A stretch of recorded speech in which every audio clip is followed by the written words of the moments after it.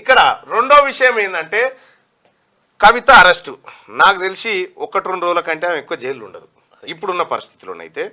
నిజంగా పక్కడబందిగా అరెస్ట్ చేయాలంటే ఇప్పుడు ఆ పోయినోడల్లా అటే ఉండు కదా సార్, ఎవడు రాకపోయి మరి. అదే కదా, మనోజ్ సిసోడియా, సత్యేంద్ర జైన్ ఉన్నాడు, సంజయ్ సింగ్ ఉన్నాడు, ఇంతమంది విషయంలో కూడా మనోజ్ సిసోడియా ఇట్లాంటి వాళ్ళ పట్ల వీడి ఏ రకమైన ఆలోచన సరళి ప్రకటించింది, కవిత పట్ల ఏ రకమైనటువంటి పద్ధతిని అవలంబించింది అనేది ఒక చర్చకు రావాలి అసలు. యాక్చువల్లీ నిజానికైతే మల్లన్న గారు కొన్ని సందర్భాలలో నాకు చాలా బాధాకరమైన విషయం, ఇప్పుడు ఈ సుప్రీంకోర్టు జడ్జిలు, హైకోర్టు జడ్జిలు ఎవరైతే రిటైర్ అవుతున్నారో వీళ్ళందరికీ రిటైర్మెంట్ అంటే అపాయింట్మెంట్ నాడే మీరు ఎన్నడూ హైకోర్టుకు వస్తారు, ఎన్నడూ సుప్రీంకోర్టుకు వస్తారో డిసైడ్ చేసుకుంటున్నారు, ఒక టేబుల్ వేసుకున్నారు.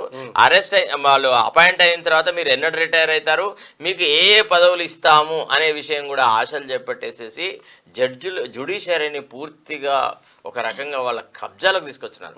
నిన్న కాక మొన్న కెన్విల్కర్ అనే ఒక జడ్జిని లోక్పాల్ గా అపాయింట్ చేసినాడు. ఆయన ఈ ఈడీ చట్టాన్ని, దీని చట్టబద్ధతను సమర్థిస్తూ ఒక తీర్పు ఇచ్చినాడు. అంటే ఈ దేశంలో ఎట తయారైందంటే న్యాయ వ్యవస్థ కూడా క్రమక్రమంగా తమ విశ్వాసాన్ని కోల్పోతుంది. అంటే ఇది చాలా డేంజరస్ ట్రెండ్ అయింది. అరుణ్ జైట్లీ ఏం చెప్పినాడండి, తను ఫైనాన్స్ మినిస్టర్గా ఉన్నప్పుడు, లా మినిస్టర్ ఉన్నప్పుడు, అసలు ఈ రిటైర్డ్ జడ్జెస్ అనేవాళ్ళు అంటే ఒకప్పుడు ఎమర్జెన్సీలో ఎల్కే అడ్వాణి గారు ఏ స్టేట్మెంట్ చేసినారో దాన్ని ఆయన రిపీట్ చేసినారు. When you are asked to bend you have chosen to crawl అని. మీరు వంగురా బాబు అంటే పాదాభివందనం చేస్తున్నారు ఆయన.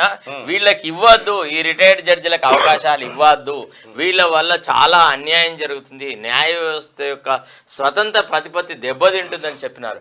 ఇవాళ ప్రతిదానికి రిటైర్డ్ జడ్జిలను పట్టుకొచ్చేసి దరిద్రం చేస్తున్నారు.